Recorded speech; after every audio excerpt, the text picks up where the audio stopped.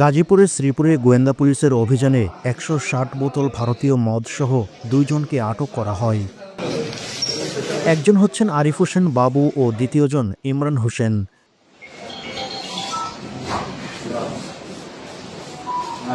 গোয়েন্দা তথ্যের ভিত্তিতে আমরা জানতে পেরেছিলাম যে নেত্রকোনা থেকে একটা আপনার বিদেশি মদের চালান শ্রীপুরে কোনো একটা ব্যক্তির কাছে পৌঁছে দেওয়া হবে। সো সেই সংবাদের ভিত্তিতে আমরা আমাদের গোয়েন্দা টিমকে আমরা এঙ্গেজ করি এবং তারা উত্তেজিত ছিল যে আমাদের ইনফরমেশন অনুযায়ী, এবং সত্যি তারা ঠিক নির্দিষ্ট সময়ে সে আপনার মাদক ভর্তি কাভার্ড ভ্যান মিনি ট্রাকটা সহ আমরা আটক করতে সক্ষম হই।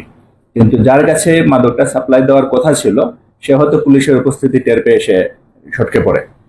কিন্তু আমাদের এটা একটা আমরা যে উদ্ধার করতে পেরে সেটা আমাদের একটা বড় অ্যাচিভমেন্ট, এবং আমাদের মাদকের বিরুদ্ধে আমাদের যে ড্রাইভটা এটা চলমান থাকবে। ইভেন আমরা এটাকে আরো আপনার বেগবান করব, আরো জোরালো করব।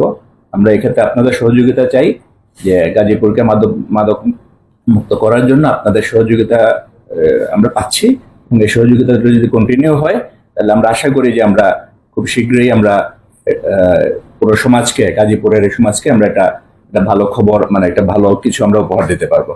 আমাদের সেই চেষ্টা প্রথম থেকে আছে এবং এই চেষ্টা আমাদের চলমান থাকে। আনুমানিক বাজার মূল্য প্রায় 5.5 লক্ষ টাকা।